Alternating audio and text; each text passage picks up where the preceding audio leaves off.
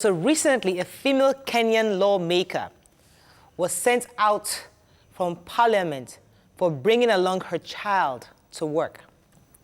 This has generated a lot of controversies. Yvonne Nelson also reacted to the story, saying that something like that actually happened to her. According to her, a telecommunications company dropped her because she came clean that she was pregnant.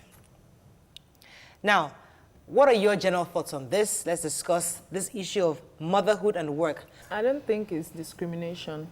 Bringing your child to work has to do with the environment. A parliament coming for that kind of meeting is a very serious, it's for lawmakers, they are there to make laws. It's a very serious thing they're about to do. So having a child in that environment, except of course they have like a provision where maybe there's a crèche or something, there's a place where the child can hang while you get in and do your work.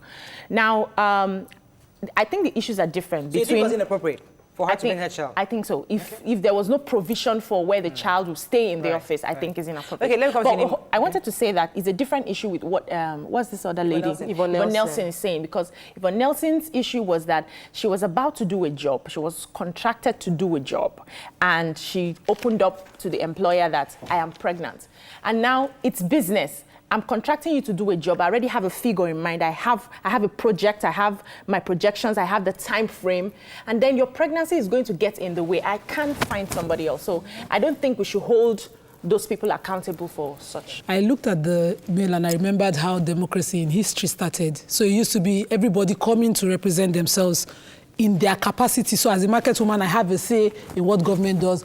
As anybody, so you come in your capacity. So I could be a nursing mother, hold the baby and come and say, government, this policy cannot work. Doesn't affect your brain. It doesn't affect your thinking. A woman walks into parliament with her baby. As long as that baby is not affecting the business of the parliament, it is a normal thing. To get pregnant and have a baby is natural, it's normal. I think what the law should be considering, or whatever they are doing there, should be considering is if that thing hinders progress of the House. And I don't think it does, because we've seen a video in Europe where a lawmaker fed her baby in the House, and the parliament continued. Those are where serious people hold parliaments. Because that's the truth. By the time you impede that woman from coming because you think she has a baby, one voice that can change everything by be sitting at home, nothing. I think the baby is actually a distraction. Okay. We are talking about parliament, which it has to do with the law and all of that. It is different from Yvonne Nelson's case. I don't know. Okay, she was pregnant. Not like she had a baby and she had to take the baby to the location.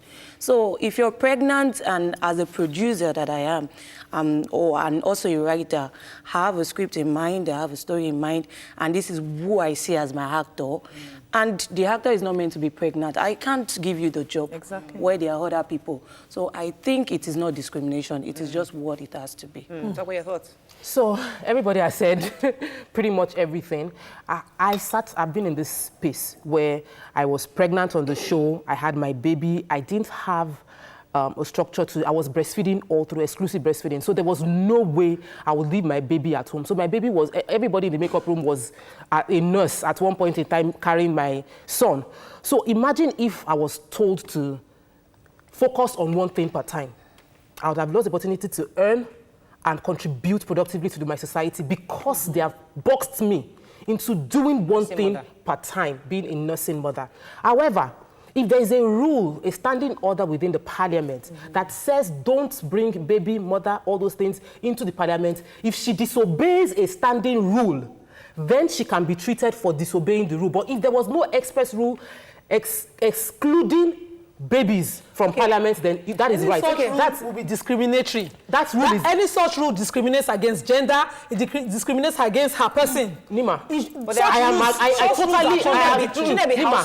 agree. There should be house rules everywhere. There are house rules everywhere. So there are house rules everywhere, and the major rule of the house is that she goes there and represents her constituency. So what I'm saying, we were talking about adults here. The woman nursing is an adult. Nima, I brought my son to work. I came to work with a girl to keep my son. Because the process here, I arranged it. I remember then Uwa used to call and say, Nima, when are you resuming? I would say, until I have a structure.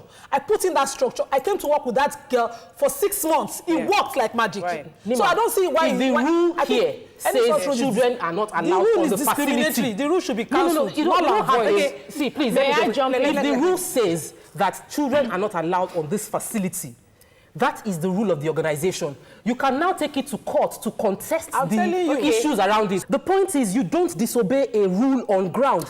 Where I'm coming from is, if there's a rule, the rule is discriminatory, even if the rule is discriminatory, you disobey that rule by going to court. Are you sure you should disobey? Let me just end this. The process should not be disobedience. The process should be legally contesting and getting an instruction that will prevent your right from being discriminated. Let me jump in to say that is the reason we have maternity leave.